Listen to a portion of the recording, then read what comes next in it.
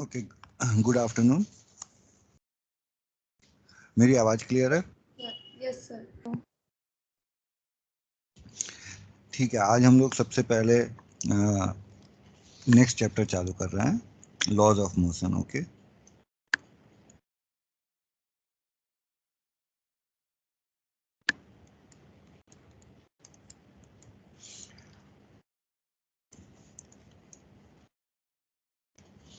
आई think अभी तक का सबसे इजी चैप्टर यही होगा, लॉज ऑफ मोशन। इसमें बहुत कुछ फॉर्मूले नहीं है। ओके, हम कॉन्सेप्ट पे ध्यान देते हैं। तो जब भी तुम क्वेश्चन सॉल्व करोगे तो सबसे इम्पोर्टेंट चीज़ है फ्री बॉडी डायग्राम बनाना। ठीक है, यहाँ पे इस चैप्टर में सबसे इम्पोर्टेंट पार्ट होता है कि तुमको फ्री बॉडी डायग्राम बनाना आना चाहिए। फ्री बॉडी डायग्राम में जो सबसे इम्पोर्टेंट चीज़ है कि क्या चीज़ का केयर करोगे। ओके, मतलब कि ड्रॉ करते समय हमें किस चीज़ को फॉलो करना है, वो सबसे इम्पोर्टेंट है कि हमको ड्रॉ करते समय क्या चीज़ फॉलो करनी है। That is force exist in pair. ये चीज़ हमेशा अपने माइंड में रखना, फोर्स एग्जिस्ट इन पेयर। इससे तुमको डायग्राम बनाना थोड़ा इजी हो जाएगा। जैसे सपोज बहुत से बच्चे ये वाले डायग्राम देखे होंगे, इसमें एक आदमी खड़ा है जो कि एक स्ट्रिंग को मतलब पकड़ रख के रखा हुआ है। ठीक है, फिर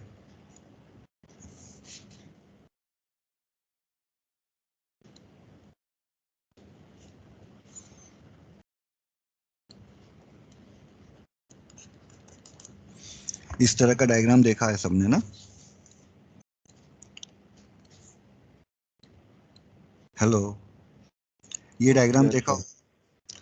तो मैं अब जैसे इस डायग्राम का अगर मेरे को फ्री बॉडी डायग्राम बनाना है तो तुमको बस अगर ये चीज़ पे ध्यान नहीं दोगे तो गड़बड़ हो जाएगा। फोर्स एग्जिस्ट इन पेयर, अगर इस पे ध्यान नहीं दोगे तो तुम्हारे डायग्राम रॉन्ग हो सकते हैं। बस तुम्हें क्या करना है कि उस चीज़ को फॉलो करना है। जैसे कि ये आदमी है, ठीक है, और यहाँ पे ये तुम्हारा जो दूसरा डायग्राम बनाएंगे हम लोग फ्री बॉडी डायग्राम, वो इस बॉक्स का बनाएंगे। ठीक है, अब एक साथ तुम्हें दोनों चीज़ों को ध्यान देना। ये आदमी इस बॉक्स के ऊपर एक फोर्स लगाएगा, मान लो एन, तो ये बॉक्स एक उसके ऊपर फोर्स लगाएगा एन। इस तरह करके अगर तुम पेयर में डायग्राम बनाओगे तो तुमको थोड़ा सा इजी होगा। समझ में आ रहा है? जैसे यहाँ पे भी तुमने एन लिखा, उसी टाइम पे सेम टाइम पे तुम्हें एन यहाँ पे लिखना है। ठीक है, इस आदमी को एक रस्सी खींच रही होगी टी से ऊपर की तरफ, क्योंकि उसने एक रस्सी पकड़ रखी है। And it's at same time earth इसको खींच रहा होगा इसके मास mg से। सेम टाइम पे अगर हम देखें तो यहाँ पे भी रस्सी कनेक्टेड है, तो वो रस्सी उसको टी से खींच रही होगी ऊपर की तरफ, एंड इसका खुद का जो मास है mg वो खींच रहा होगा। तो अगर इस तरह से तुम फ्री बॉडी डायग्राम बना पाते हो तो वो एक इम्पॉर्टेंट पार्ट है कि तुम्हें फ्री बॉडी डायग्राम इस चैप्टर में बनाना आना चाहिए। ठीक है, जहाँ पे भी कांटेक्ट हो रहा है वहाँ पे दोनों तरफ मतलब फ्री बॉडी डायग्राम बनाओ, वो इम्पॉर्टेंट है। अगर तुमने वो चीज़ें सीख ली कि हमें डायग्राम हमेशा फोर्स को पेयर में लेके करना है तो फिर क्वेश्चन थोड़ा सा इजी हो जाएगा। अदरवाइज वही क्वेश्चन तुमको थोड़ा डिफिकल्ट लग सकता है। ठीक है सर, हाँ बोलो बेटा। सर ये बॉक्स पे मैन का मास भी नहीं लगेगा? बेटा मैन एक फोर्स लगाएगा ना, एन। मैन क्या करेगा, वो फोर्स लगाएगा। वो फोर्स लिखोगे ना कि उसका मास लिखोगे। ठीक है ना? मैंने लिखा तो मैन के मास की जगह पे तुमको उसका फोर्स बना के लिखना होगा। ओके ठीक है, अब इस तरह से अगर ब्लॉक रखा हुआ है, कुछ इस तरह का भी डायग्राम तुमने देखे होंगे,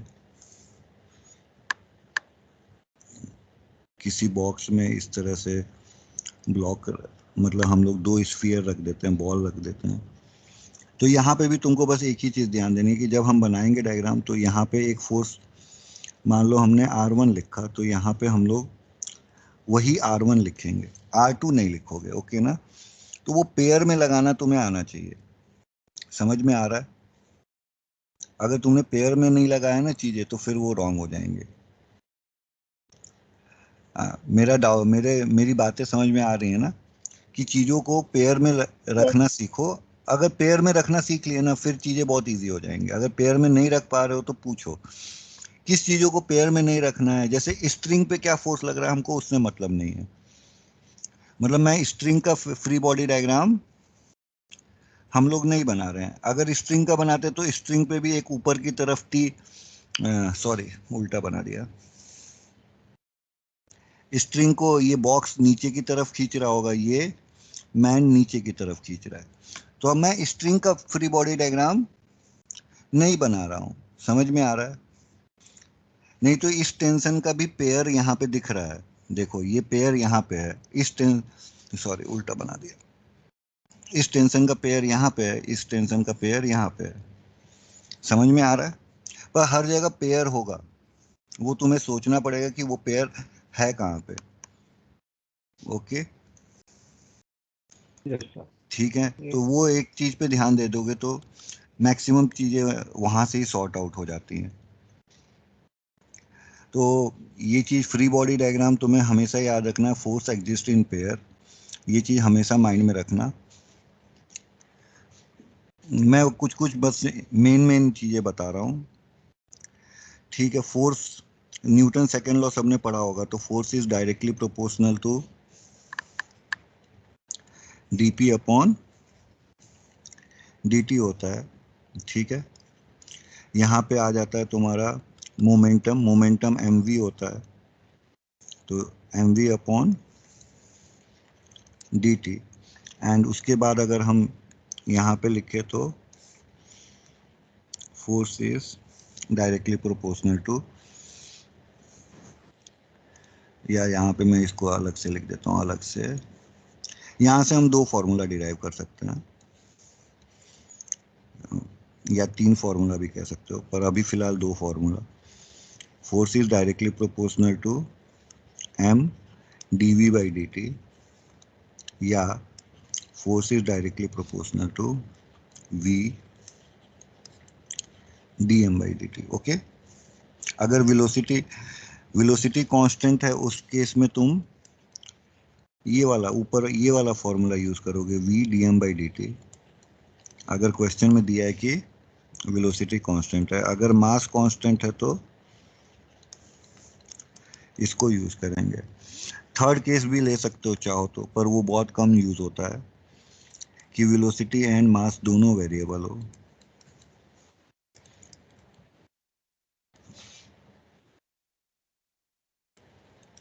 ठीक है, तो ये केस तो बहुत कम पूछा जाता है जिसमें कि मास एंड वेलोसिटी दोनों चेंज हो रहे हैं, सही है। तो टोटल 3 केसेस बन सकते हैं, जिसमें से सबसे ज्यादा यूज आता है F इक्वल्स टू, यहाँ पे फॉर्मूला आ जाता है ma, यहाँ पे फॉर्मूला आ जाता है F is equals to v dm by dt। Okay ठीक है, dm by dt का मतलब होता है rate of mass change, rate of mass change. इसी को क्वेश्चन में कहीं कहीं लिखा रहता है rate of fuel burn, okay ना। तो जितना मास फ्यूल का बर्न हो रहा है उसका रेट हम dm by dt में काउंट करेंगे, ठीक है।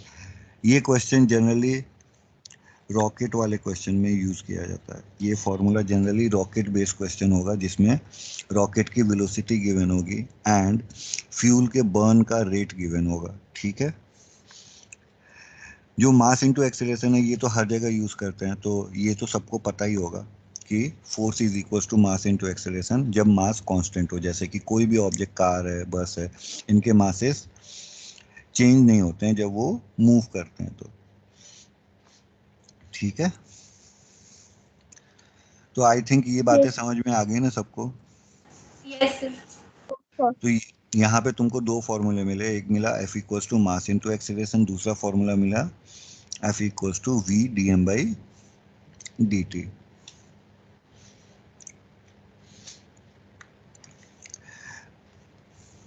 थर्ड पॉइंट जो है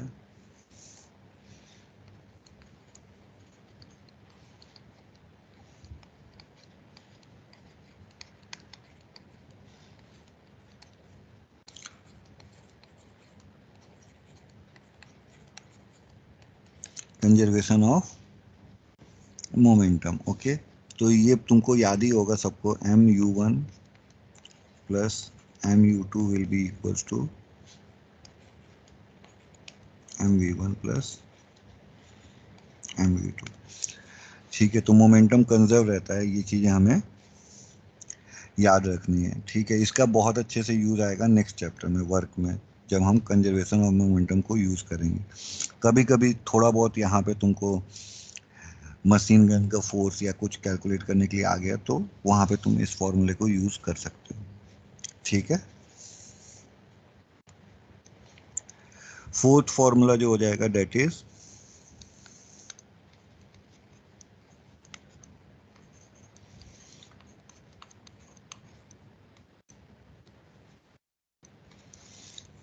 सर्कुलर मोशन। तो सर्कुलर मोशन में जो बातें इंपॉर्टेंट है पहले वो लिख देते हैं।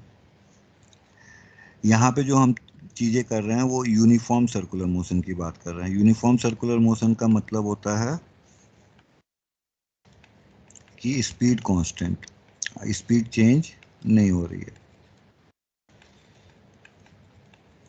अगर स्पीड चेंज नहीं हो रही है उस केस में जो सेंट्रीपिटल फोर्स है, ठीक है, तो सेंट्रीपिटल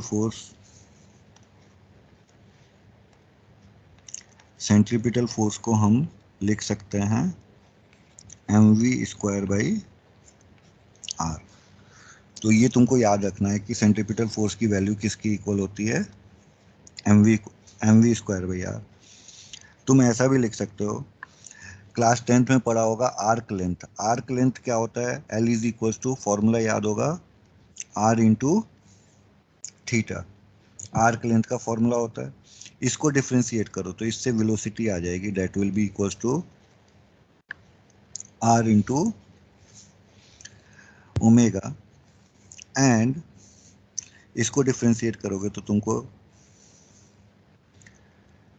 एक्सीलरेशन आ जाएगा, acceleration is equal to R into alpha. Okay, तो ये तुम्हारा क्या कहते हैं, सर्कुलर मोशन में ये रोटेशन के टर्म होते हैं। एंगल वाला जो टर्म है वो रोटेशन का टर्म हो जाएगा, जिसमें थीटा का मतलब है how much angle rotated, omega का मतलब है कि एंगुलर स्पीड, एंड अल्फा का मतलब हो जाता है एंगुलर एक्सीलरेशन, मतलब किस रेट में एंगुलर स्पीड चेंज हो रही है, that will B angular acceleration. किस रेट में एंगल चेंज हो रहा है, that will B angular speed. तो ये कुछ कुछ टर्म्स हैं जो कि तुम्हें पता होना चाहिए। तो यहाँ पे हम सेंट्रीपिटल एक्सीलरेशन का एक और फॉर्मूला लिख सकते हैं, दैट इज m। अगर हम v को लिखें ओमेगा r, तो यहाँ पे फॉर्मूला हो जाएगा m ओमेगा स्क्वायर r। तो ये दो फॉर्मूले हैं, तीन फॉर्मूले हैं सर्कुलर मोशन के, जो कि तुम्हें अभी पता होना चाहिए। कोई डाउट इसमें सर्कुलर मोशन में? ओ सर। इजी है ना सर्कुलर मोशन, ये रिपीट हो रहा है, इजी पार्ट है, इसलिए मैं दो बार रिपीट नहीं कर रहा। पर अगर किसी को लगता है कि कुछ रिपीट करना है तो मेरे को डायरेक्टली बीच में टोक सकता है, ठीक है ना सर? फिर से बता, क्या थीटा एंगल है बेटा, कितना एंगल रोटेट हुआ, जैसे कि ए से बी गए ना, तो हम कितने एंगल रोटेट हो रहे हैं, दैट इज थीटा। ठीक है, यस सर। तो कितना एंगल रोटेट हुआ, दैट इज थीटा। किस रेट में एंगल चेंज हो रहा है, मतलब कि एंगल कितना फास्ट चेंज हो रहा है, जैसे 30 डिग्री चेंज हुआ 2 सेकेंड में, या 30 डिग्री चेंज हुआ 3 सेकेंड में, ये चीज कितना फास्ट एंगल चेंज हो रहा है, दैट इज ओमेगा। ठीक है, एंड कितना फास्ट स्पीड चेंज हो रही है, दैट विल बी अल्फा। ठीक है, एंगुलर स्पीड कितना फास्ट चेंज हो रही है वो अल्फा हो जाएगा। समझ में आ रहा है? यूनिट की बात करें तो थीटा का यूनिट होता है रेडियन। रेडियन। ओमेगा का हो जाएगा रेडियन पर सेकेंड। एंड अल्फा का हो जाएगा रेडियन पर सेकेंड स्क्वायर। रेडियन पर सेकेंड स्क्वायर। ओके, डायमेंशन बताओ कोई ऐसा जो dimension. L t to the power -1। नहीं, थीटा का डायमेंशन बताओ क्या होगा। डायमेंशनलेस। डायमेंशनलेस। तो ये हो जाएगा ना L0 T0। ओके, इसका तो यहाँ पे आ जाएगा M0 L0 T पावर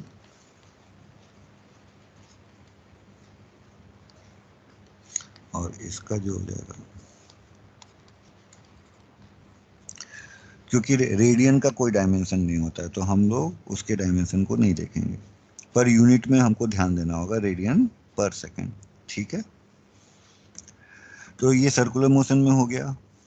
कोई डाउट इसमें? स्कूल के लिए जो सबसे इम्पोर्टेंट है ये 1 2 3 4 तो ये हो गया। स्कूल में तुम्हारा हाँ ये वाला चीज पूछते ही पूछते हैं, दैट इज रोड के बारे में। बैंक्ड रोड होता है एंड प्लेन रोड होते हैं। ठीक है ना, एक तुम्हारा हो जाएगा बैंक्ड रोड और एक हो जाएगा प्लेन रोड। ओके,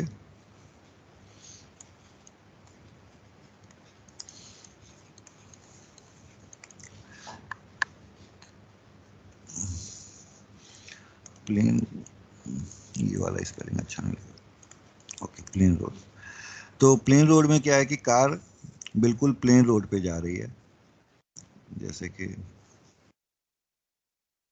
अगर देखें तो ऐसे करके जा रही है एंड कुछ रेडियस बना रही होगी आर।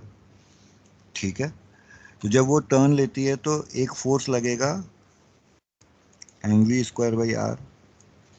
मैंने सेंट्रीपिटल, हाँ सेंट्रीपिटल फोर्स लगेगा mv square by R, that is due to frictional force. तो फ्रिक्शन फोर्स कितना हो जाएगा F। तो फ्रिक्शन फोर्स के लिए हम कैलकुलेट करते हैं इसका मास mg एंड यहाँ पे नॉर्मल रिएक्शन m। तो फ्रिक्शन फोर्स कितना होता है म्यू एन, एन यहाँ पे डायरेक्टली mg के इक्वल है। तो म्यू, अगर मैं फ्रिक्शन फोर्स और इसको इक्वल कर दूं तो mv square by R should be equals to mu mg and तुम्हारा मास मास कैंसिल हो गया तो वेलोसिटी हो जाएगी mu R ji.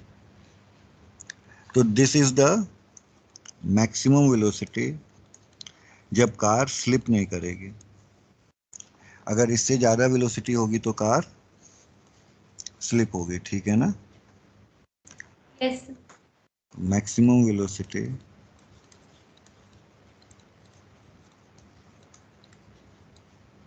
when car will not sleep। तो स्कूल के लिए दो दो आते हैं, एक तो प्लेन रोड के लिए आ जाता है एंड जो दूसरा होता है that is banked road. Okay, and ये तुमको पूरा अच्छे से याद होना चाहिए क्योंकि इसका डेरिवेशन पक्का आता है स्कूल के पेपर में। तो हमें इन दोनों का डेरिवेशन अच्छे से याद होना चाहिए एंड इसके फॉर्मूले भी याद होने चाहिए। अगर फॉर्मूला याद कर पा रहे तो अच्छी बात है। ठीक है, यहाँ पे बताओ कितना फोर्स लगेगा mg cos theta. mg cos theta. यहाँ पे हो जाएगा mg cos थीटा, यहाँ पे हो जाएगा n। फ्रिक्शन फोर्स कहाँ लगेगा, इस तरह से लगेगा।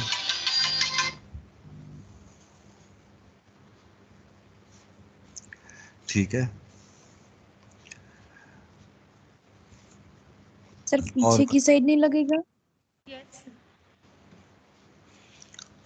पीछे के साइड Yes, sir. मैं बताता हूँ क्यों नहीं पीछे के साइड लगेगा। चलो mv² r किधर लगेगा? हेलो, mv² किधर लगेगा? बाहर की तरफ। बाहर की तरफ। बाहर की तरफ किधर? इस तरह से ये mv² लगेगा। अगर सर्कल में घूम रहा है कोई एक, ये कुछ सर्कल बना रहा होगा जहां पे वो घूमना चाहता होगा। क्यों, सही है कि नहीं? Yes, sir. तो एक mv² लगेगा। ये mv² की वजह से मतलब अगर देखा जाए mg sin थीटा इधर लगेगा, ऐसा बोल सकता हूँ ना मैं? Yes, sir. तो जो mv² होगा ना वो बड़ा होगा। ओके, mv² हमको ये पता करना है ना कि मैक्सिमम वेलोसिटी क्या होगी। तो mv² की वैल्यू बिगर होगी। इस वजह से यहाँ पे जो फोर्स इस डायरेक्शन में लगेगा वो बिगर आएगा, एंड बिगर आएगा तो फिर हमको फ्रिक्शन फोर्स पीछे के डायरेक्शन में लगेगा। जैसे कि मैं ऐसे समझाता हूँ, ये F1 है, ये F2 है, दो फोर्स हैं। अब मैं पूछूं कि किस डायरेक्शन में फ्रिक्शन फोर्स लगेगा। अगर मैंने बोला कि इस डायरेक्शन में फ्रिक्शन फोर्स लग रहा है, इसका मतलब क्या है कि F1 बिगर है। क्या है? ठीक है, ये वाला लाइन समझ में आ रहा है मैं क्या कर रहा हूँ? F1 F2 दो फोर्स लग रहे हैं। अगर मैंने बोला फ्रिक्शन, ये वाला डायरेक्शन फ्रिक्शन का है, तो फिर बताओ बिगर फोर्स कौन सा हुआ?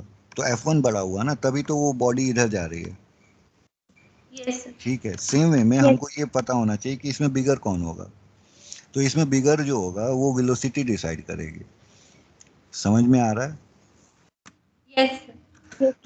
तो हम मैक्सिमम वेलोसिटी कैलकुलेट करने जा रहे हैं कि किस मैक्सिमम वेलोसिटी पे वो स्लिप नहीं करेगा। तो इसका मतलब ये होगा कि ये वाला फोर्स बिगर होना चाहिए ना, क्योंकि हम मैक्सिमम कैलकुलेट करने जा रहे हैं। समझ में आया? Yes, sir. अगर हम मिनिमम कैलकुलेट करते तब फ्रिक्शन फोर्स अपोजिट डायरेक्शन में लगता। सही है? Yes, sir. मेरा मतलब कॉन्सेप्ट समझ में आ रहा है मैं जो बोल रहा हूँ? यस। पक्का ना?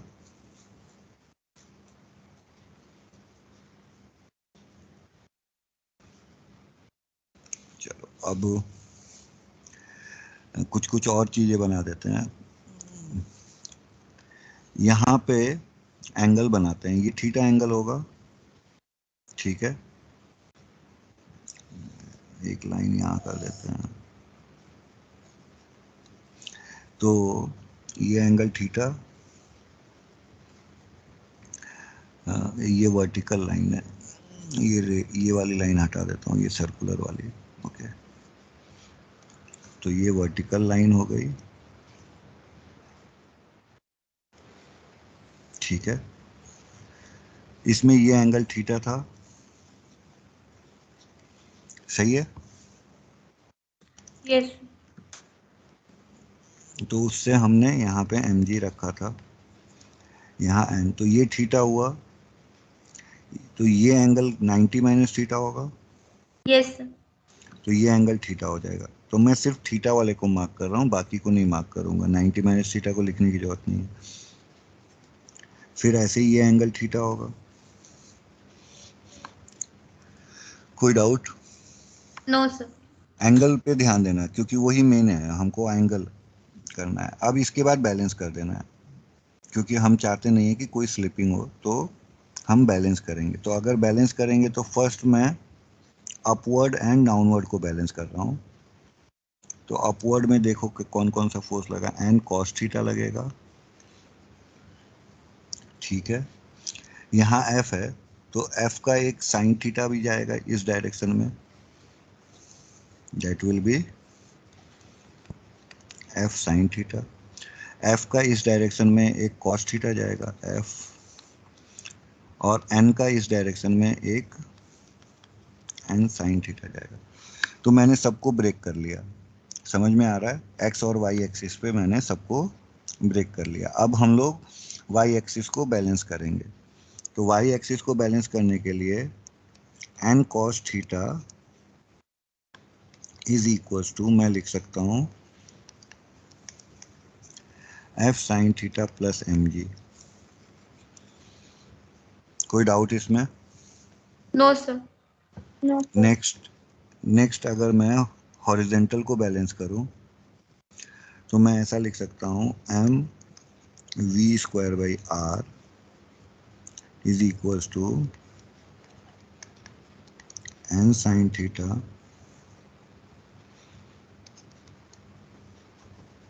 Plus F cos theta. ठीक है,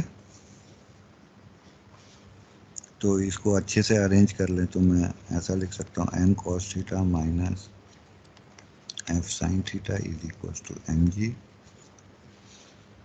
एंड इधर अगर मैं अरेंज करूँ तो एन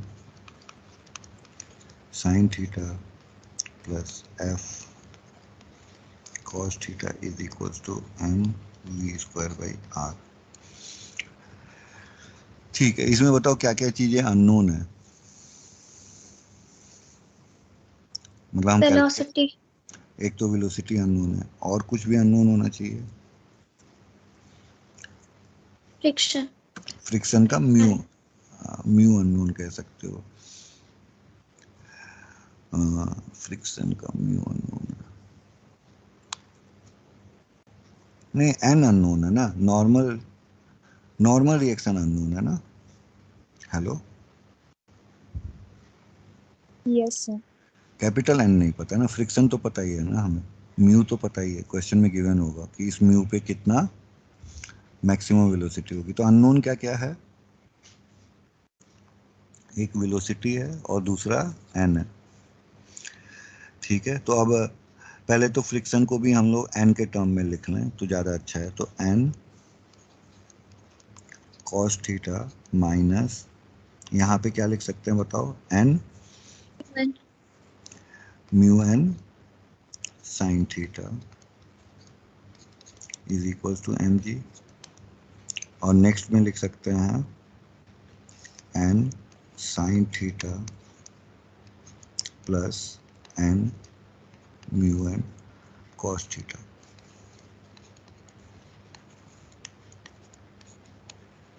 सही है?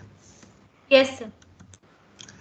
अब कुछ नहीं करना है, हमको v कैलकुलेट करना है। तो यहाँ से n की वैल्यू कैलकुलेट करो, इक्वेशन 1 से n की वैल्यू कैलकुलेट करो एंड उसको इक्वेशन 2 में रख देना है। तो n जो होगा इक्वेशन 1 से अगर देखें तो एम जी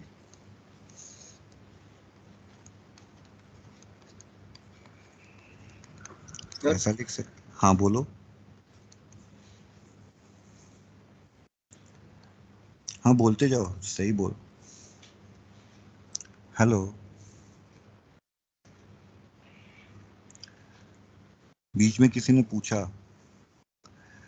ठीक है, तो ये फर्स्ट हो गया, ये सेकंड हो गया। एन क्या आवाज नहीं आ रही?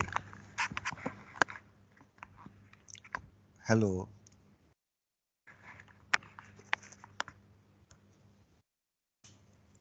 अरे माइक अनम्यूट ही कर लो ना थोड़ी देर के लिए और फिर बोलते रहो तो समझ में आएगा।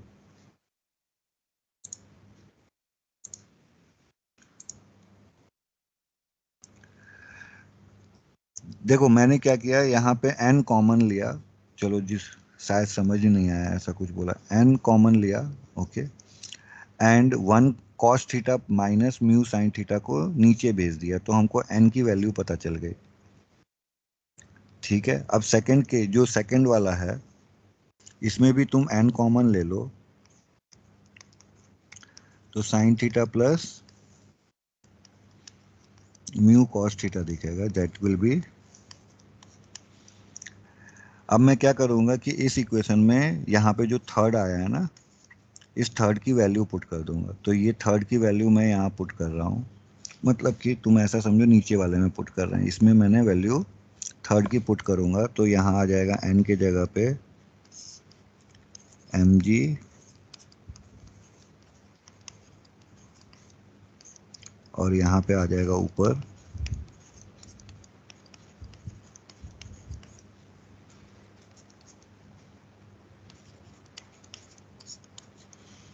mm कैंसिल हो गया, तो यहाँ से हमको v स्क्वायर मिल जाएगा। v स्क्वायर बहुत सिंपल है, that will be r into G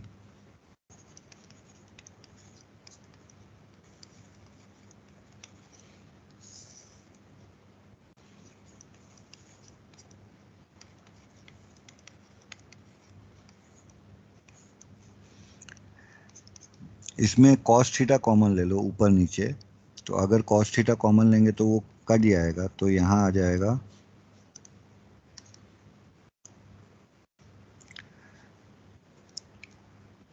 mu plus tan theta और यहाँ आ जाएगा 1 minus mu tan theta R G, और ये वेलोसिटी मैक्सिमम वेलोसिटी होगी, जो कि तुमको ये फॉर्मूला लर्न कर लेना है। यहाँ तक समझ में आया? Yes sir. हेलो, ये फॉर्मूला बिल्कुल अच्छे से याद होना चाहिए क्योंकि कई बार क्वेश्चन में पूछेगा, ठीक है? Yes sir. तो ये डेरिवेशन हो गया। इस डेरिवेशन से दो क्वेश्चन बनते हैं, ठीक है? अगर म्यू की वैल्यू 0 है, मतलब कि बैंक्ड रोड है, क्या है? बैंक्ड रोड है and mu is equal to 0, ठीक है?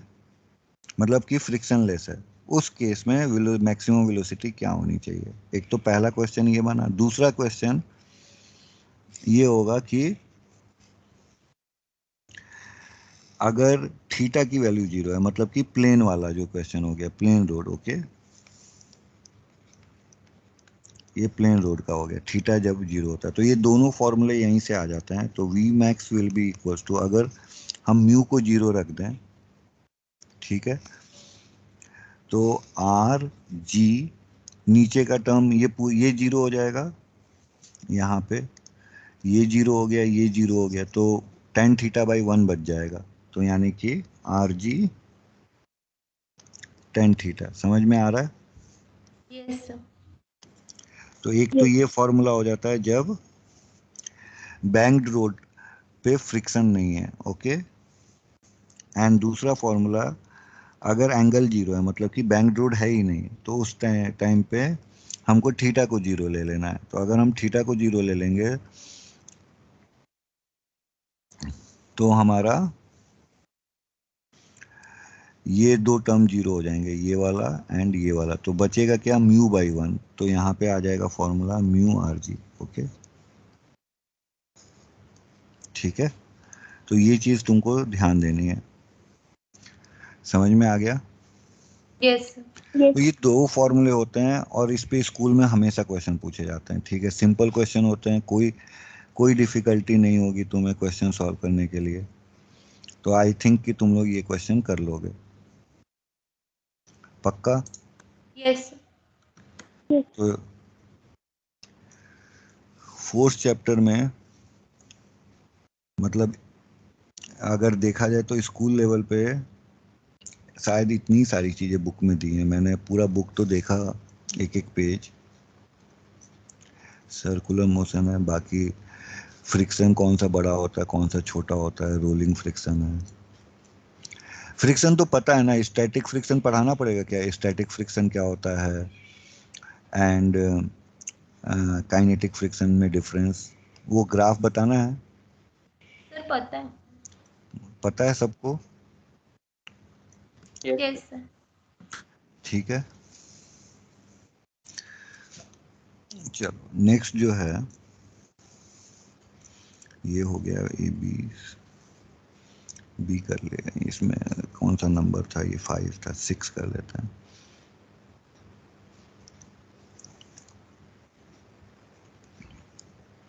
ये सबको पता होगा, स्प्रिंग के केस में स्प्रिंग के केस में जो फोर्स होता है that is force is equals to K into minus K K X minus K X. Okay, ठीक है, ये सबको पता है फॉर्मूला। Where Yes. एक्स क्या है? एक्स क्या है? elongation और compression from natural length। Okay, कोई डाउट इसमें? Hello? No doubt sir. No, sir. नहीं? ओके, चलो ठीक है। अब दो तीन चीजें जो कि मतलब एज अ फॉर्मूला लर्न कर सकते हो।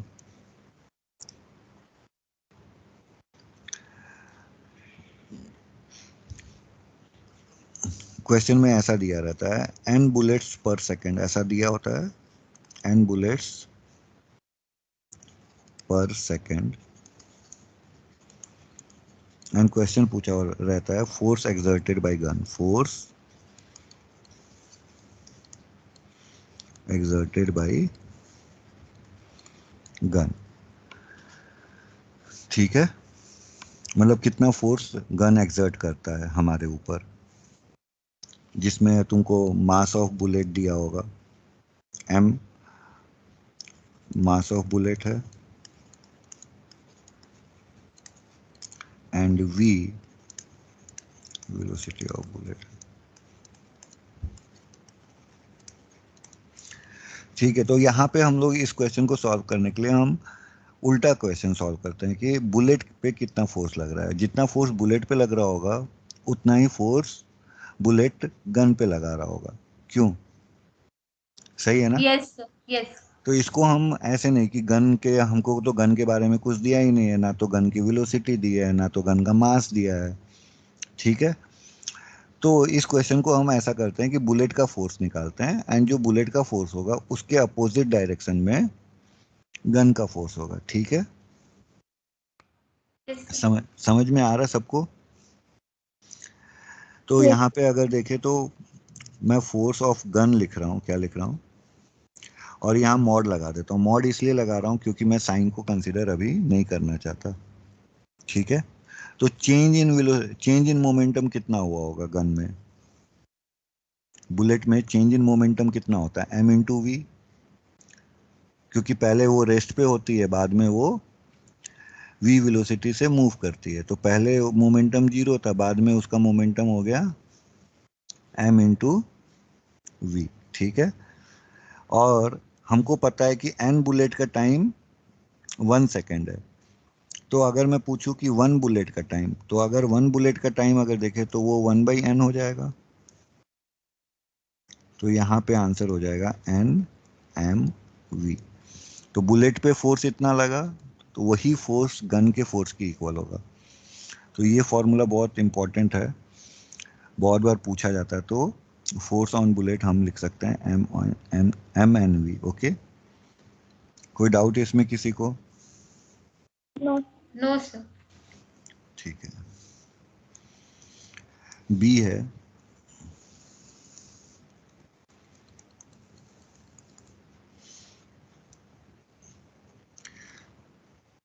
मान लो कोई कोई बॉल है जो यू से आ रही है, कितने से टकराई? यू से टकराई, एंड बाउंस बैक वी से हो रही है। कितने से हो रही है बाउंस बैक? वी से। इसका मास m है, इसका मास m है, एंड क्वेश्चन में लिखा है, इसमें भी यही लिखा है, n balls पर सेकेंड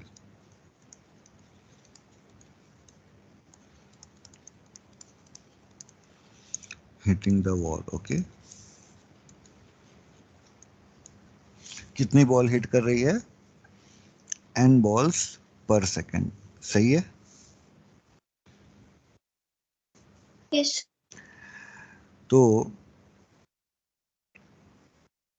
यहाँ पे अगर देखें हम लोग, तो ये वाले डायरेक्शन को अगर हम पॉजिटिव ले लेते हैं एंड ये डायरेक्शन को हम नेगेटिव ले लेते हैं, तो फाइनल मोमेंटम जो होगा वो कितना होगा? Minus M V, initial momentum कितना होगा MU. M U, and time कितना होगा एक बॉल का, तो वो 1/n। सही है। Yes, sir. तो फोर्स ऑन बॉल किसकी किसकी बात कर रहे हैं हम लोग, बॉल पे फोर्स लग रहा है। क्यों, क्योंकि हम सब कुछ बॉल का रख रहे हैं। देखो मोमेंटम किसका रखा, बॉल का। Initial momentum, final momentum, time, ये सब कुछ बॉल का है, तो फोर्स किसका निकलेगा, बॉल पे फोर्स निकलेगा। समझ में आ रहा है। Yes, sir. क्वेश्चन पूछा होगा find force on wall, question क्या पूछा होगा, फाइंड फोर्स ऑन वॉल।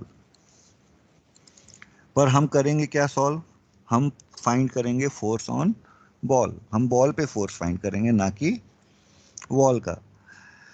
तो यहाँ पे कैसे करेंगे, तो यहाँ पे फॉर्मूला हो जाएगा minus M V minus M U upon time, time है 1/m,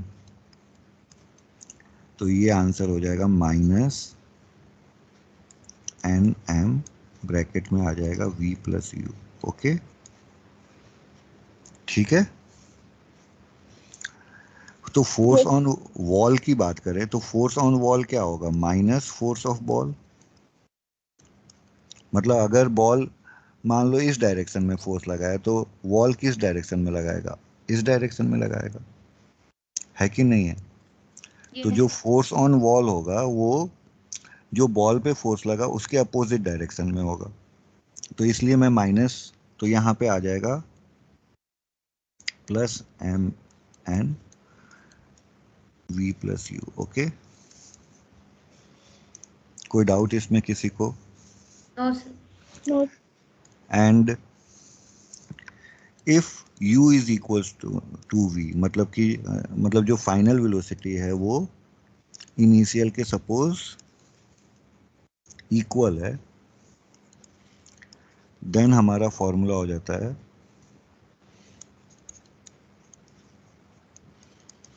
2m/u। ओके, सही है, कोई डाउट इसमें। No, sir. तो इस तरह से हमको पूरा का पूरा ये फॉर्मूला बहुत अच्छे से याद रखना है। सबसे अच्छा है ये वाला याद कर लो, जिससे कि तुम्हारा रॉन्ग हो ही ना। ठीक है, आई थिंक बातें समझ में आ रही है ना। Yes, sir. तो ये मैं Yes. सारे केसेस करा रहा हूँ जिसमें कि बुलेट वाले केसेस हैं। ठीक है, अब यही सेम टाइप से एक और क्वेश्चन बनता है जिसमें कि बुलेट के जगह पे पाइप से वाटर निकल रहा होता है जो कि वॉल पे फोर्स लगाता है। मतलब सेम टाइप का क्वेश्चन है, बस यहाँ पे बुलेट के जगह पे क्या हो जाएगा, वाटर जो है वो हिट करेगा वॉल को। समझ में आया मैं क्या कह रहा हूँ।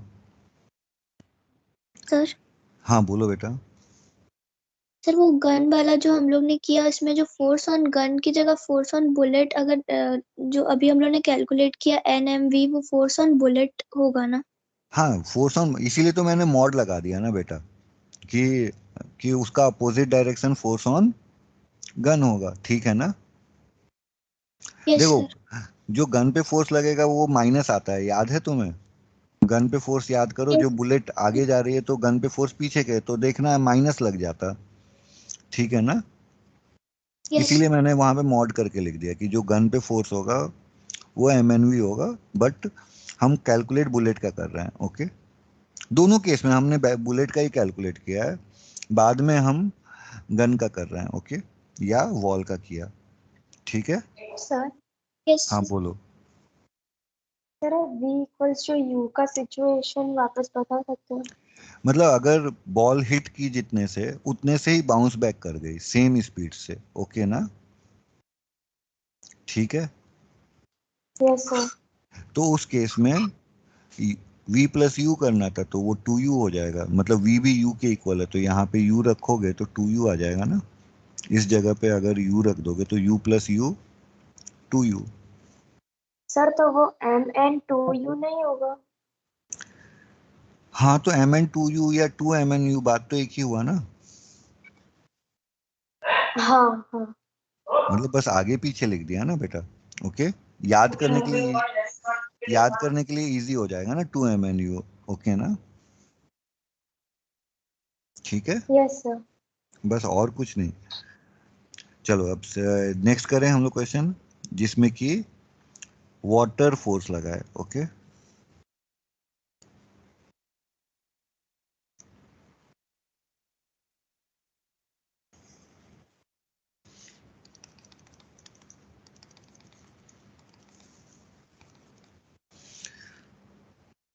यहाँ पे वाटर v वेलोसिटी से निकल रहा है, ठीक है, और सपोज यहाँ पे सामने वॉल है, क्या है, तो क्वेश्चन पूछा है कि कितने वेलोसिटी से वाटर मतलब वॉल पे फोर्स लग रहा है, ठीक है। तो क्वेश्चन पूछा है फोर्स ऑन वॉल। ओके, समझ में आ रहा है। Yes sir. अब इस क्वेश्चन को करने के लिए भी हमारे पास कॉन्सेप्ट तो वही है कि चेंज इन मोमेंटम फाइंड कर लें। क्या फाइंड कर लें? पर यूनिट टाइम, ऐसा कर सकते हैं ना, चेंज इन मोमेंटम पर वो चेंज इन मोमेंटम करोगे कैसे फाइंड? किसी को कोई तरीका?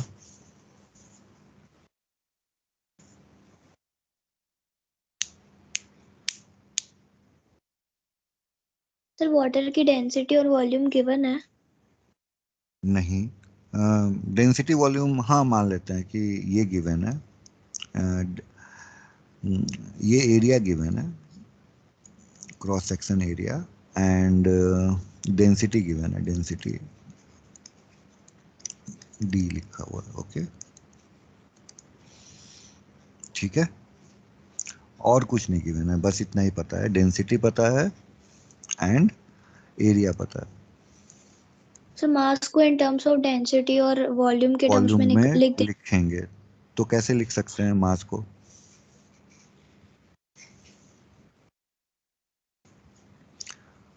Volume rho A V. Rho A V. चलो, डेंसिटी इनटू एरिया, नहीं सॉरी,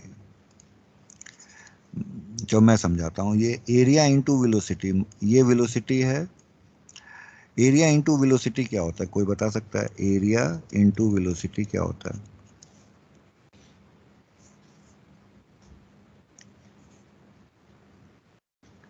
वॉल्यूम। नहीं, वॉल्यूम देखो, यूनिट अगर मैं बात कर लेता हूँ, चलो, एरिया का यूनिट होता है मीटर स्क्वायर और वेलोसिटी का यूनिट होता है मीटर पर सेकंड, मतलब ये आ गया मीटर क्यूब पर सेकंड। अब बताओ, हिंट मैंने दे दिया, एरिया इंटू वेलोसिटी क्या होता है? Volume of water coming out पर सेकंड। हाँ, तो ये हो गया वॉल्यूम पर सेकंड, क्या हो गया? ठीक है, तो ये चीज हमेशा याद रखना कि area into velocity is volume पर सेकंड। तो हमको वॉल्यूम पर सेकंड मिल गया। अगर हमको वॉल्यूम पर सेकंड मिल गया तो मास पर सेकंड के लिए हमने कुछ नहीं किया, इस वॉल्यूम में मैंने क्या किया, डेंसिटी से मल्टीप्लाई कर दिया। समझ में आया? यस ओके, जो फोर्स होता है क्या होता है? मैंने बोला था ना, कुछ जगह पे हमको ये वाला फॉर्मूला यूज करना होता है, velocity is equal to DM V DM by D T. Okay, पानी का स्पीड कहीं चेंज नहीं हो रहा है, वो एक ही स्पीड से फ्लो कर रहा है, तो वेलोसिटी वाटर का चेंज नहीं हुआ। समझ में आया?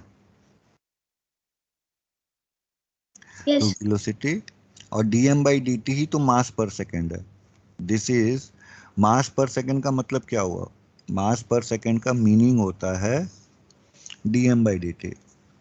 मास पर सेकंड का मतलब होता है डीएम बाई डी टी, मतलब कि मास अपॉन टाइम। तो बस डीएम बाई डी टी पता चल गया, that is A V D. तो इस फॉर्मूले को हम ऐसे रन कर सकते हैं, ए वी स्क्वायर डी, ठीक है। और अगर मान लो डेंसिटी को हम रो कह लें, तो बहुत इजीली बोलते हैं रो ए वी स्क्वायर, ऐसा बोलते हैं। ठीक है, मतलब डेंसिटी को रो करके हम रो ए वी स्क्वायर याद कर लेते हैं। ओके, या डी ए वी स्क्वायर, जो भी याद करना है तुम अपने टर्म में याद कर लेना। ओके, तो ये फोर्स हो गया किसका? वाटर का। किसका? वाटर का।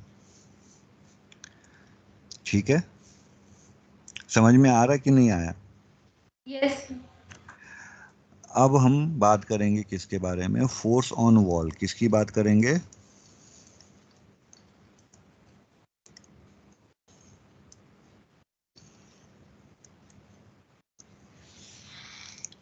ठीक है,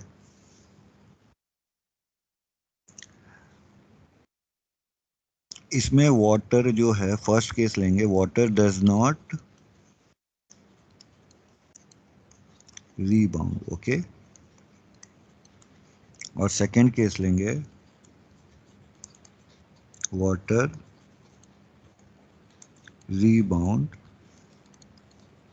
विथ सेम स्पीड। ओके, तो अगर वाटर रीबाउंड नहीं हुआ तो वॉल पे फोर्स सेम ही रह जाएगा, रो ए वी स्क्वायर। पर अगर वाटर सेम स्पीड से रीबाउंड हो गया तो वॉल पे फोर्स डबल हो जाएगा, 2 रो ए वी स्क्वायर। समझ में आया? क्योंकि वही सेम फॉर्मूला जो ऊपर हमने किया ना, u प्लस वी किया था, दिख रहा है ना? तो अगर वो रीबाउंड किया तो हमको क्या करते हैं, एक और वेलोसिटी ऐड हो जाएगी। मतलब ऐसा समझो कि वाटर ने उसको वापस से धक्का देके सेम फोर्स लगाया होगा, तभी तो वो सेम वेलोसिटी से उसको रीबाउंड किया होगा। तो मतलब कि वॉल ने वाटर के ऊपर एक और फोर्स लगाया रीबाउंड करने के लिए, तो दो फोर्स लग गए। पहले तो वाटर का खुद का फोर्स और फिर उसको वापस रीबाउंड करने का फोर्स, तो इसलिए 2 रो ए वी स्क्वायर। ओके, तो ये दो फॉर्मूले तुम्हें याद रखने हैं। ये डेरिवेशन हो गया ऊपर का कि वाटर पे वाटर कितना फोर्स लगा सकता है, एंड जब रीबाउंड नहीं करेगा उस केस में वाटर ने फोर्स लगाया, जब रीबाउंड करेगा तो वाटर ने तो लगाया ही लगाया, फिर वॉल को एक एक्स्ट्रा फोर्स लगाना पड़ा उसको रीबाउंड करने के लिए, इसलिए 2 रो ए वी स्क्वायर। ओके, ठीक है, हेलो, बात समझ में आई? ठीक है,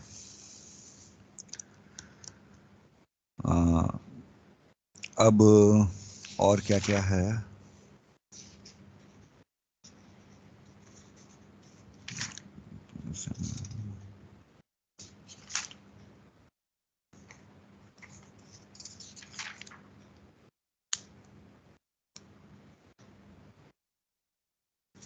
ठीक है, ये हो गया 7वां, फिर 8वां।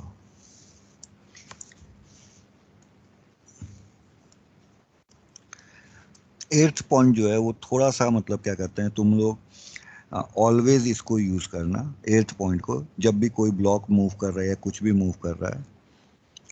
तो यहाँ पे तुम लोग ऐसा कर सकते हो कि इसका मास m है, यहाँ पे दो फोर्सेस लगे सपोज, ठीक है, F1 एंड F2। ठीक है, तो अगर मैं इसके लिए फॉर्मूला लिखूं, एंड इसमें क्वेश्चन में गिवन है कि F1 not equals to F2, and और एक और चीज गिवन है, F1 ग्रेटर देन F2। जब तुमको ये चीजें गिवन है तो तुम यहाँ पे डायरेक्टली पता कर सकते हो कि अकॉर्डिंग टू इंफॉर्मेशन F1 बिगर है, तो तुम यहाँ पे क्या कर सकते हो, एक फॉर्मूला यूज कर सकते हो, F bigger minus F smaller is equals to mass into acceleration. यहाँ पे बिगर फोर्स F1 है, तो मैं बोल सकता हूँ F1 minus F2 is equals to mass into acceleration.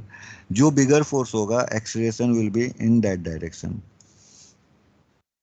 ठीक है, सेकेंड केस, तुम्हें पता ही नहीं है कि कौन बिगर है, F1 बिगर है कि F2 बिगर है।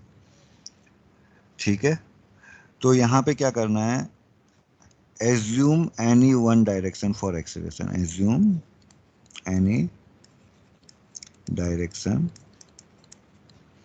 For acceleration. अगर तुम्हें पता ही नहीं कि कौन सा बिगर फोर्स है तो तुम क्या करो, अपने मन से कोई एक डायरेक्शन मान लो कि वो, मान लेते हैं राइट साइड जा रहा है, तो अब राइट साइड जा रहा है तो ये तभी पॉसिबल होगा, मतलब राइट साइड एक्सीलरेशन है तो ये तभी पॉसिबल होगा जब एफ बिगर वाला F1 होगा, अदरवाइज ये पॉसिबल ही नहीं है, क्योंकि बिगर फोर्स F1 होगा देन ओनली एक्सीलरेशन भी राइट साइड होगा।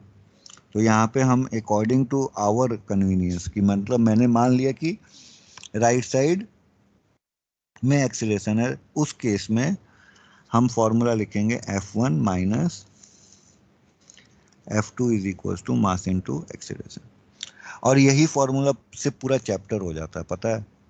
अगर तुम्हें ये लिखने आता है कि कौन सा बिगर फोर्स है, बिगर में से स्मॉलर को माइनस करना है, तो पूरा का पूरा चैप्टर जो स्ट्रिंग वाले क्वेश्चन होंगे, फिर जिसमें मास मूव कर रहे हैं, वो सारे क्वेश्चन इस फॉर्मूले से हो जाते हैं, ठीक है।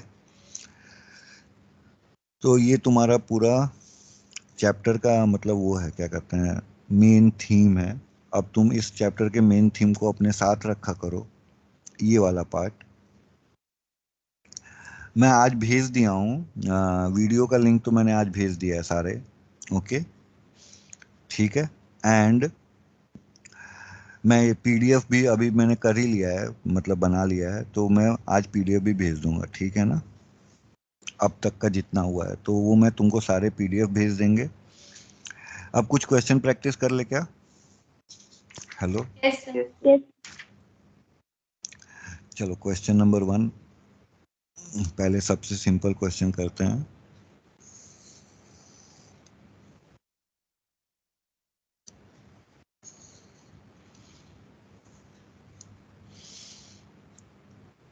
ये मास m है, कैपिटल M है, ओके।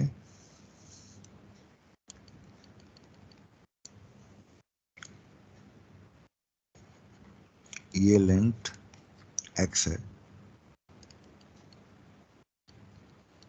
और इस पूरे का लेंथ कैपिटल L है। यहाँ पे फोर्स F लग रहा है। क्वेश्चन पूछ रहा है कि मान लो यहाँ पे कोई पॉइंट P है, तो how much force point P exert on remaining remaining part, okay।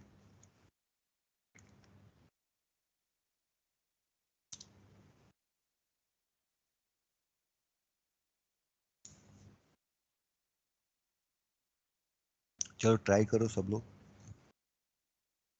Friction नहीं है, स्मूथ सरफेस है, ओके। स्मूथ सरफेस का मतलब हो गया नो फ्रिक्शन।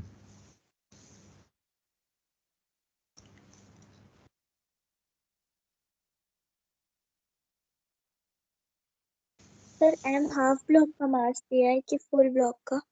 नहीं नहीं, फुल ब्लॉक का वहां से बेटा। Yes sir.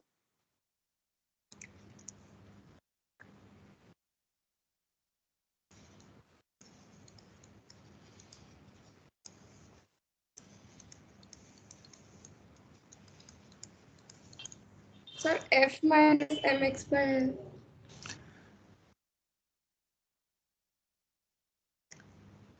नहीं,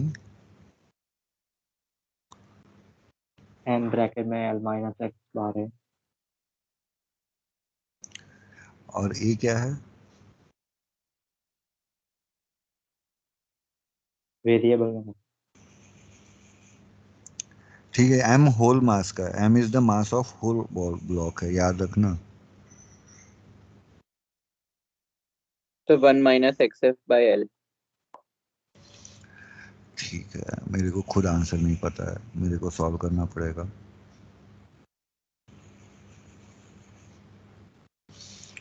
हाँ, इम्पल्स पता है ना, इम्पल्स मैं भूल गया बताना। इम्पल्स क्या होता है, change in momentum, F into T impulse होता है, ओके।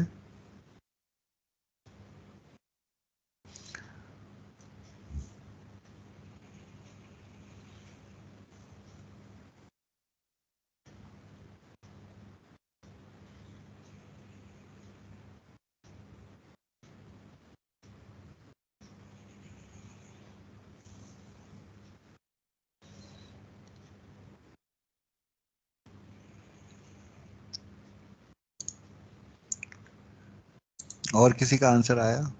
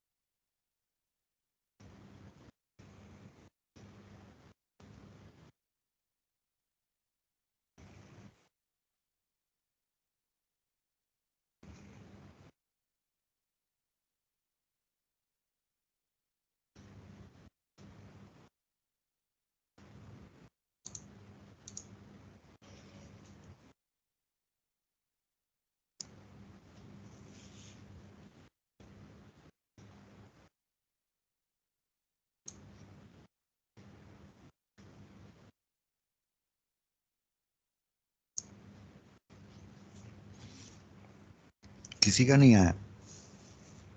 इस टाइप के क्वेश्चन को करने इस टाइप के क्वेश्चन को करने का सबसे अच्छा तरीका है,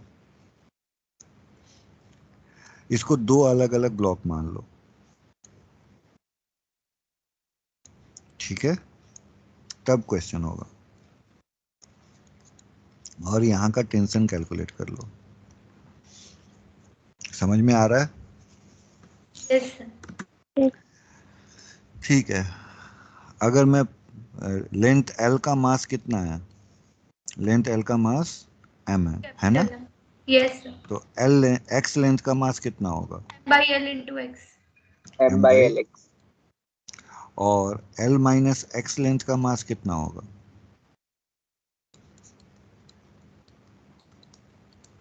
ठीक है, यही होगा। Yes, sir. तो इधर वाले का जो मास है, पहले वाला टर्म, पीछे वाला टर्म, दैट इज ये होगा, ठीक है? तो एक्सीलरेशन तो सबको पता है, एक्सीलरेशन कितना है? Force upon mass. इसमें किसी को डाउट? No, sir. और अगर मैं सिर्फ इतना पार्ट देखूं तो इसके लिए हो जाएगा tension is equals to mass into acceleration,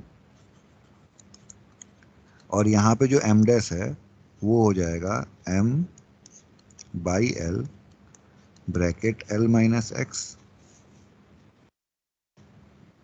और एक्सीलरेशन आया था हमारा एफ बाई एम। क्या आया था?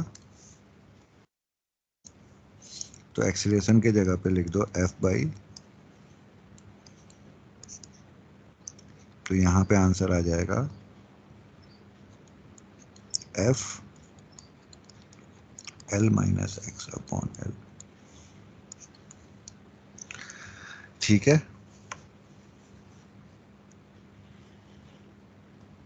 Yes, sir. कोई डाउट है तो पूछ सकते हो। समझ में आ गया सबको? कोई ऐसा है जिसको नहीं आया समझ में? क्योंकि ये इस तरह के क्वेश्चन तुम लोगों को पूछे जाते हैं, इसलिए मैं करा दिया। आया कि नहीं आया? आ गया ना? Yes sir. चलो अब ये क्वेश्चन एक और दे रहा हूँ, सेकंड क्वेश्चन। देखो यहाँ पे आईआईटी जेई से मत डरो, ये 2001 का क्वेश्चन है, ओके ना?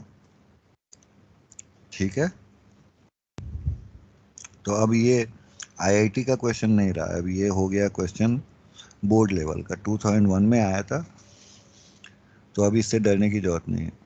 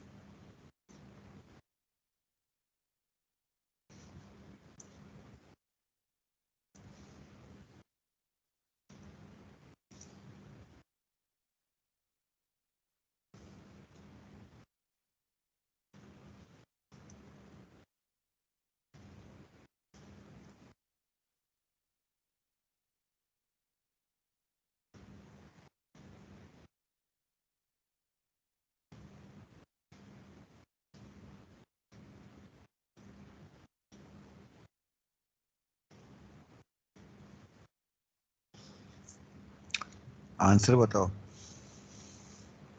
सर आंसर फोर्थ ऑप्शन आ रहा है। Yes sir.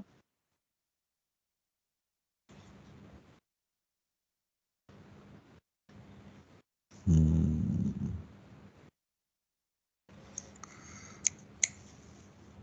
कैसे किया?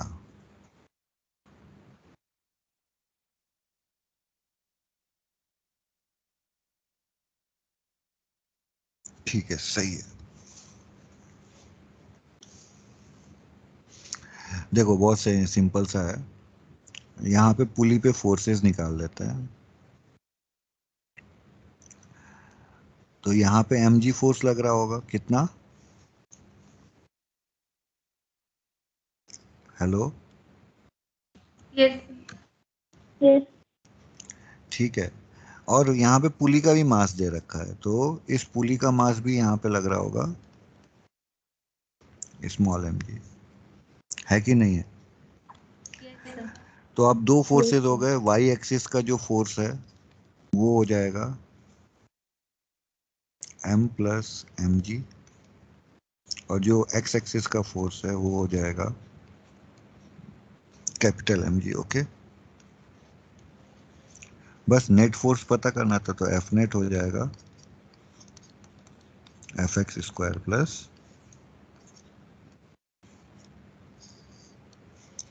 ठीक है। तो इसलिए आंसर तुम्हारा डी ऑप्शन है। समझ में आ गया? Yes sir.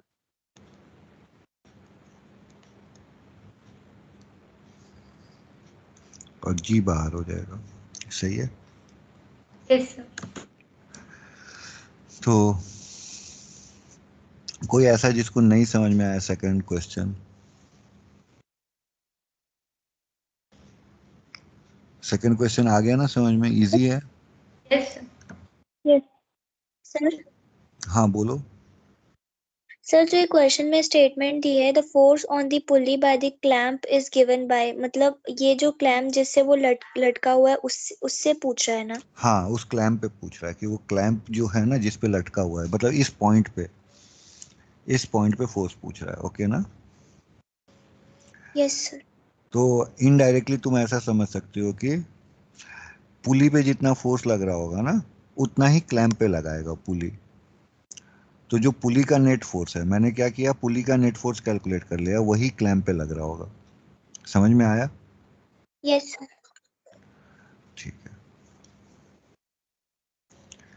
सर एक बार फिर से रिपीट करो।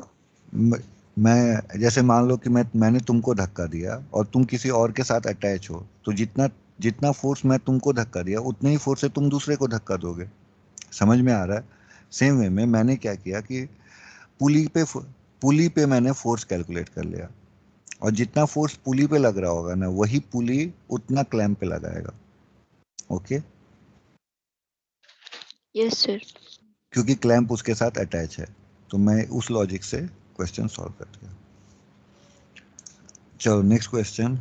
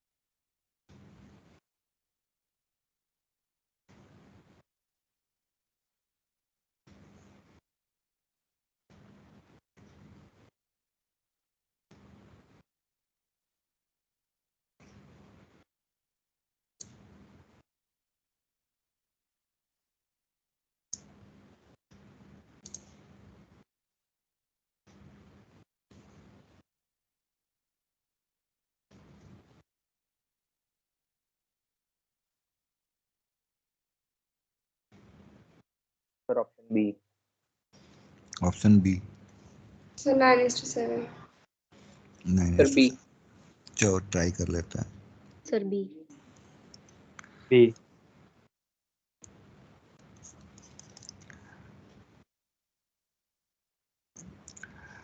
A light string passing over a pulley connects two blocks of masses m1 and up to vertically. If the acceleration of the system is g by 8, then the ratio of their masses is. Okay.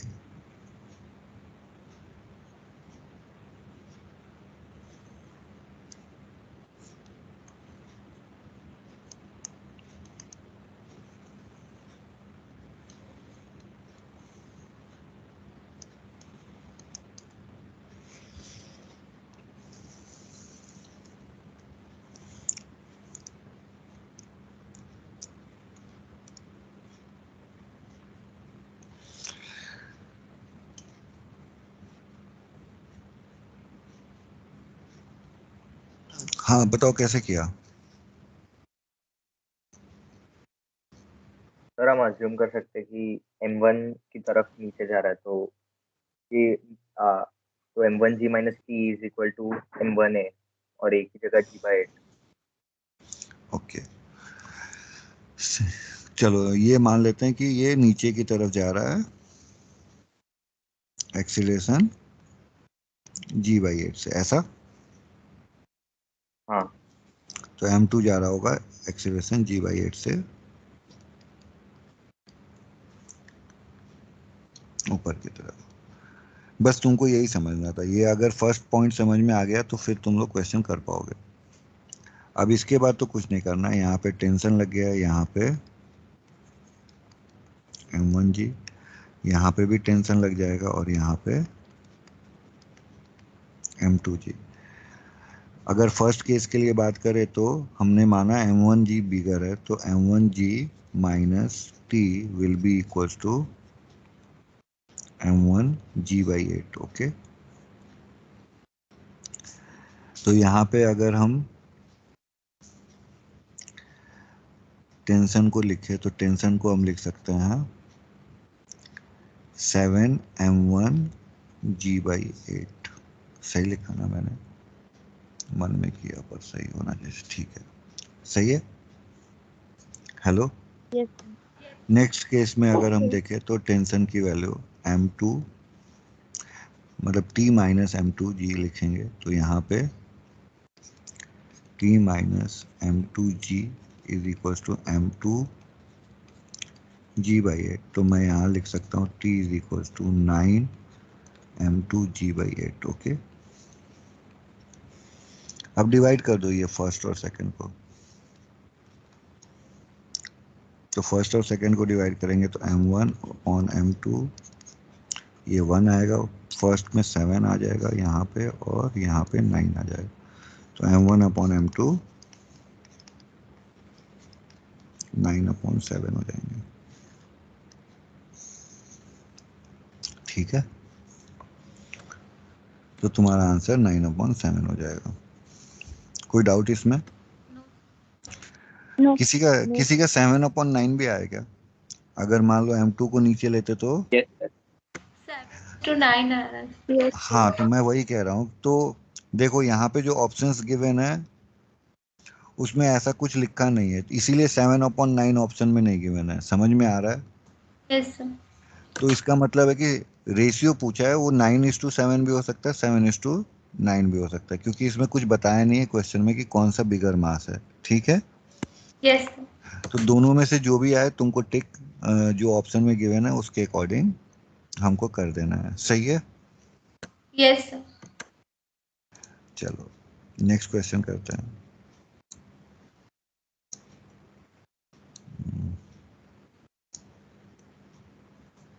एक second. हाँ दिख रहा है ना question clearly? Yes sir. चलो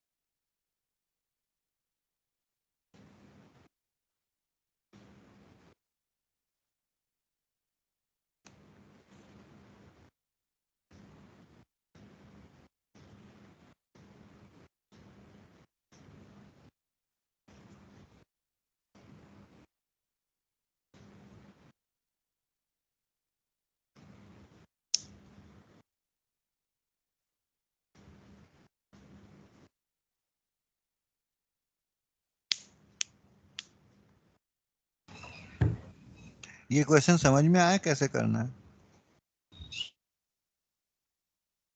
hello, इस question का start समझ में आया क्या करना है कि नहीं? Yes sir. सर सी आ रहा है 26 में। सी आ रहा है, ठीक है। किसी और को समझ में आया कैसे करना है? सर वाई डायरेक्शन में जी इफेक्टिव मतलब एक्सीलरेशन रिलेटिव लगाना पड़ेगा वाई डायरेक्शन।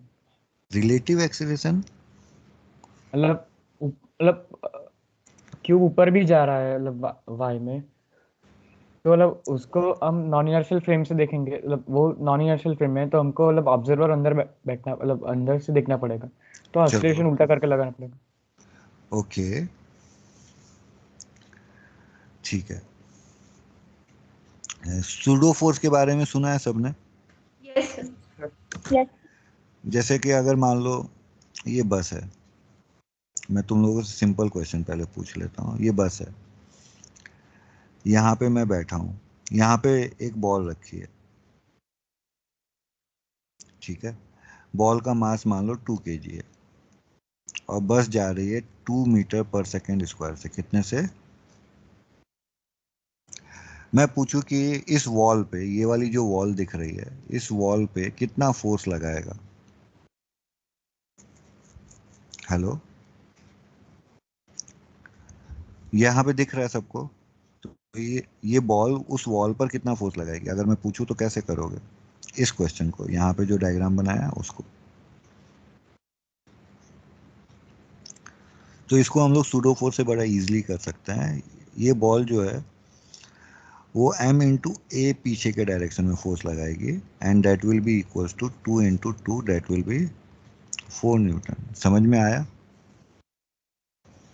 यस ठीक है कि वो बॉल पीछे की तरफ वो पीछे जानी चाहे, बॉल जो है ना वो पीछे जाना चाहेगा, पर वॉल है वहां पे, इस वजह से वो पीछे नहीं जा पा रहा है, ठीक है। तो इसलिए हम इसको सूडो फोर्स से बहुत इजीली समझ के कर सकते हैं।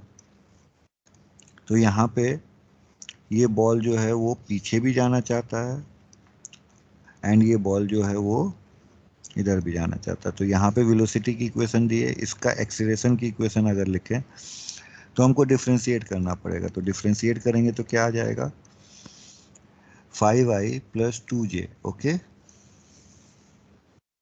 सही है। यस तो यानी कि जो डायरेक्शन में फोर्स लगेगा वो यहाँ पे लगेगा 2 इंटू 5 और यहाँ पे लगेगा 2 इंटू 2। समझ में आया? यस तो इधर 4 न्यूटन लगेगा, इधर 10 न्यूटन लगेगा।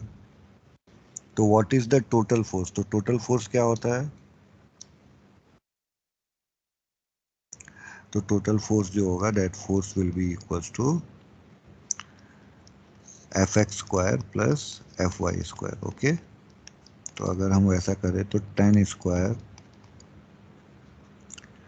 प्लस 4 स्क्वायर, तो यहाँ पे तो कुछ 144 आ रहा है, नहीं 116 आ रहा है। ये आंसर तो किसी से मैच नहीं कर रहा। सर यहाँ पे वाई डायरेक्शन में भी लगाना पड़ेगा। रुक जाओ द स्फीयर।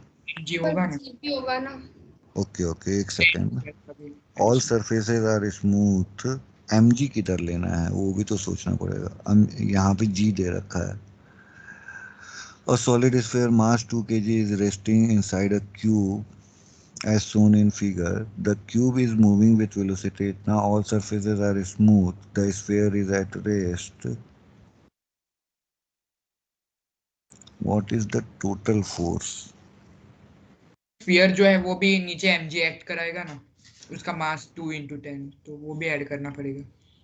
ओके, एक्सीलरेशन 12 हो जाएगा ना pseudo minus Y acceleration. Direction में। माइनस वाई डायरेक्शन में।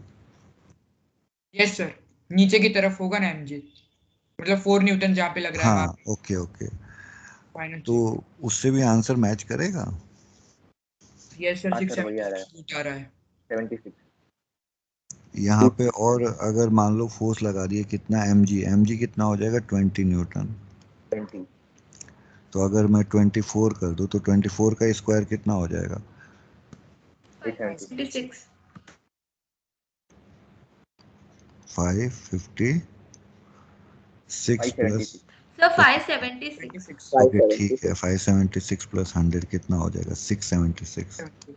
और ये 26 आ जाएगा सर. तो ये किसके? ओके 676 26 का स्क्वायर है। Yes sir. Yes sir. हाँ. ओके ठीक है, तो फिर इसको 26 न्यूटन लिख लेते हैं, क्योंकि यहाँ पे ये क्लियर नहीं है कि वो कौन से सरफेस पे रखा है। मतलब मैं सोच रहा था टेबल पे रखी हुई ये चीज। ओके ना, ठीक है। Yes sir. तो टेबल का एक्स वाई होगा तो mg में मतलब जेड एक्सिस पे ले रहा था। समझ में आया? Yes sir. तो वो क्लियरली नहीं लिखा था, इस वजह से ऐसा हो रहा है। ठीक है, तो 26 न्यूटन समझ में आ गया ना सबको? Yes sir, got it. Yes हाँ, तो इस तरह से हमको कुछ क्वेश्चन सॉल्व करने होते हैं। नेक्स्ट क्लास में मैं होमवर्क दे देता हूँ, तुम्हारा एनसीईआरटी कंप्लीट कर लेना सब लोग, ठीक है। और अगर फ्रेंडशिप है तो मैं ये कहूँगा कि कोई ऊपर का 20 कर ले, कोई नेक्स्ट 20 कर ले, एंड अपने में डाउट मतलब क्या कहते हैं उसके बाद मेरे से पूछ ले। मतलब फ्रेंड्स, अगर एक तुमको लगता है 2 दिन में नहीं कंप्लीट कर पाओगे संडे तक, तो हाफ हाफ करके कर लो। मतलब कोई अपने फ्रेंड को बोल दो यार तुम हाफ आगे का कर लो, या तुम हाफ आगे का करके तुम कोई आगे का कर ले। उस तरह करके डिवाइड करके कि डाउट्स क्लियर हो जाए, सारे डाउट मतलब कि किस टाइप के डाउट हो रहे हैं ना, वो दोनों लोग अपने में क्लियर कर रहे हैं। हम लोग एक दूसरे से पूछ लेंगे, सही है कि नहीं है? यस तो नेक्स्ट क्लास में तुम्हारा होमवर्क है NCERT discussion laws of motion. क्योंकि अभी कहाँ तक कंप्लीट हो गया है यहाँ पे सिलेबस तुम्हारा?